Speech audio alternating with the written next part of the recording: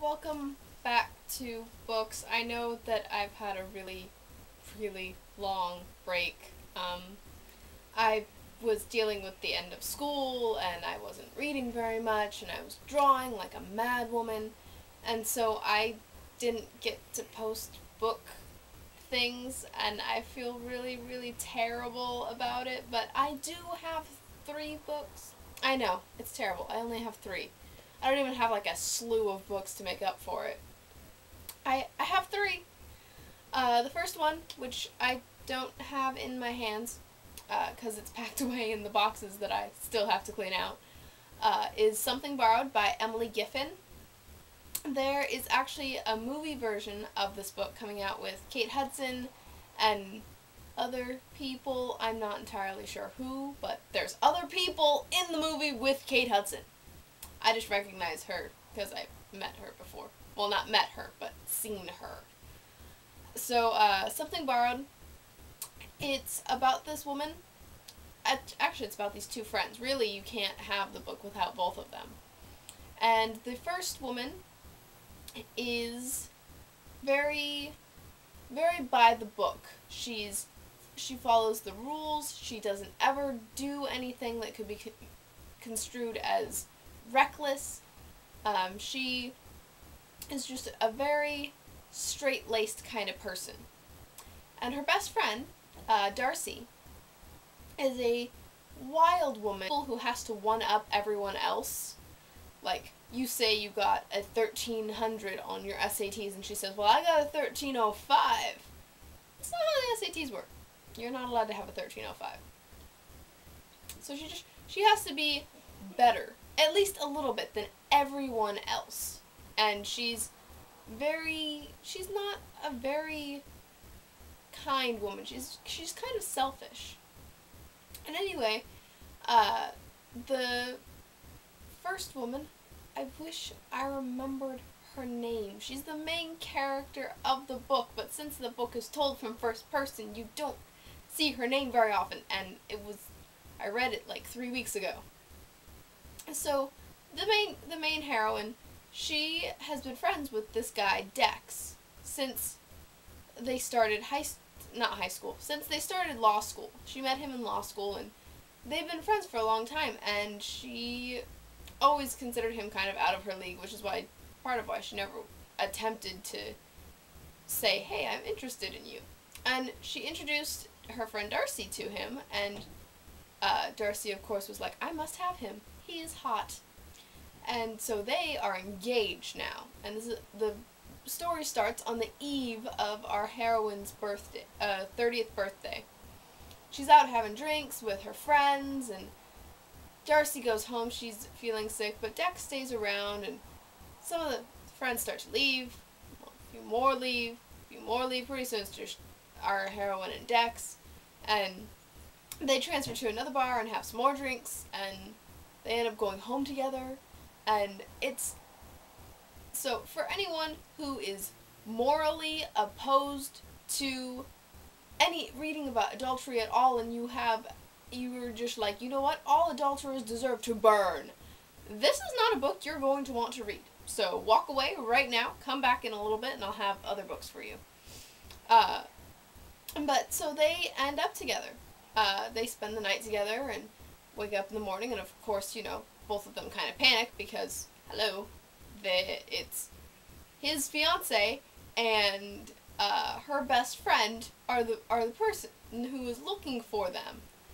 And they work out a story, and the heroine starts to realize that she has feelings for Dex, and he calls her and he's like, I don't know what this is, but I kind of have feelings for you too. And they start having an affair, and part of me is like, you're having an affair, this is terrible, and part of me kind of wants them to be together.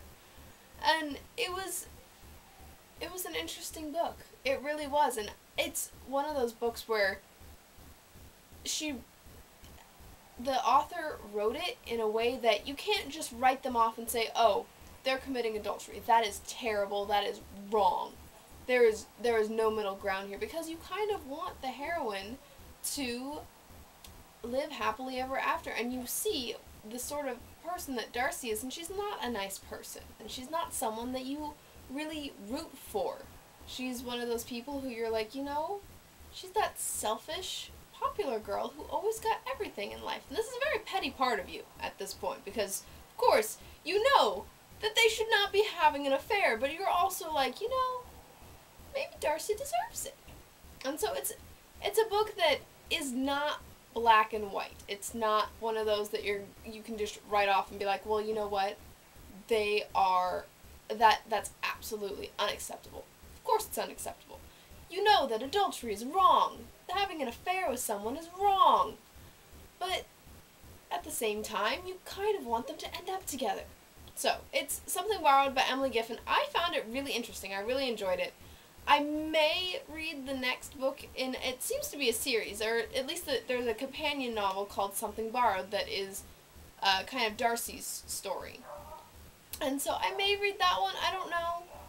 Darcy seemed very airheaded to me. I did not like her very much, so maybe she changes.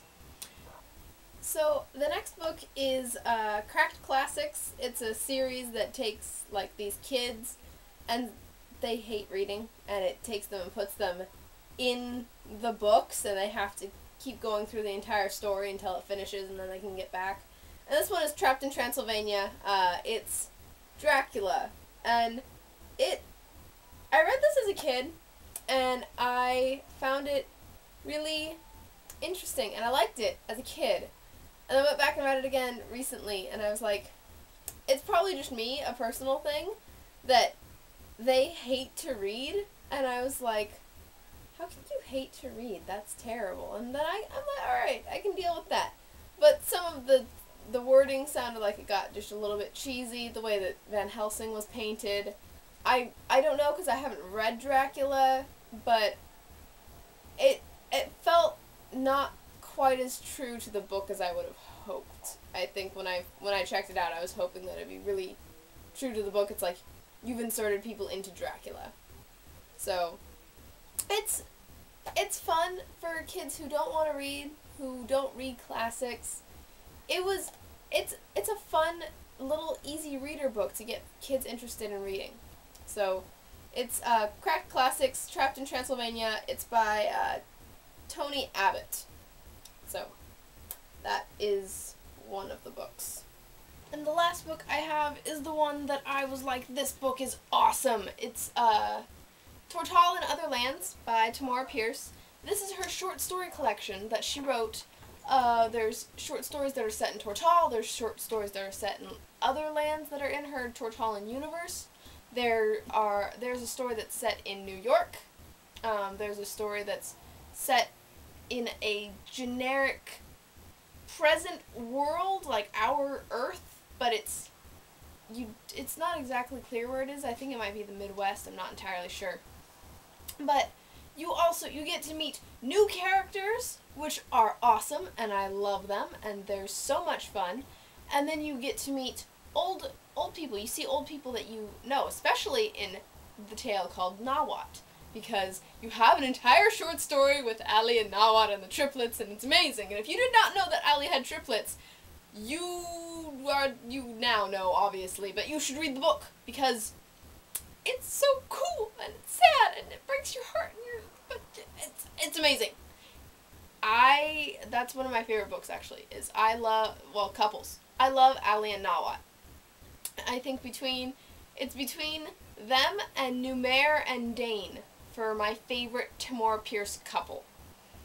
So, read his story at least. And then you also have the story of the man who Numair turned into a tree. Well, the tree who Numair turned into a man, because when he turned the guy into a tree, obviously, halfway around the world, a tree turns into a man. That's the opposite reaction. And so you get that story, and it's really cool, and it kind of feeds into the next story, which are about people you've never met before, but you were like, I feel very situated in where I am because I've met these people in the story previous. And it's really cool. I loved this book so much. And there you get to see the Darkings. I love the Darkings. They are adorable and wonderful people. are. There's not really a classification of darking, of what the darkings are. But it's heartbreaking, and well, it's not heartbreaking. It's wonderful, and it makes me smile, and it's I loved this book so much. I am so glad I get to add it to my collection of Tamora Pierce books, and for me, it was worth every penny that I spent on it for having the hardback version, because there is no paperback version yet, so I have a $19 hardback, which was expensive, and I would not have bought it except I started a friend lent it to me. I started reading it, and I did not get it finished before summer started, and I had to give it back to her, and so I was like, I have to buy it. It would be so sad to have to wait for it. So, it's wonderful. Tamora Pierce, with this volume especially, has proven in my mind, that she is a master storyteller. It's not just that, oh, our characters are kind of interesting people, or the setting's really odd, so we'll let some of the stuff that she does go by. No, she is a beautiful story writer. Everything is described wonderfully. The storylines are great. You get really involved in them, even in some of them are only 20 pages long, and you still are so wrapped into what's going on, and you know exactly where you are in time and space, and it's a wonderful book. And Tamora Pierce's stuff in general is wonderful. If you haven't read any of her Tortall series, go and check out Alana the First Adventure. It's the very first book that she wrote in the Tortall universe, and is the first of a quartet, and it is marvelous. So, that is Tortall and Other Lands by Tamora Pierce. So good. So that's all. Those are the 3 books that I have this week. I feel terrible that I don't have more. I will have more, I promise, eventually, at some point. I have to finish editing my novel, which I'm only 19 chapters into 33. But by the end of June, I'll have that done, and I will read more. I promise. I really do. So, thanks for watching, and happy reading.